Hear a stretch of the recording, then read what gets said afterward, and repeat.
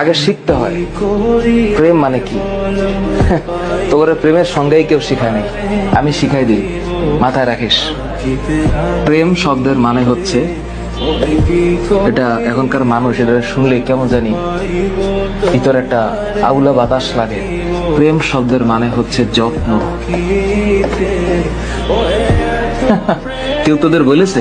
আজকে আমি বলে দিলাম, যার যত প্রেম তার যত্ন তত বেশি।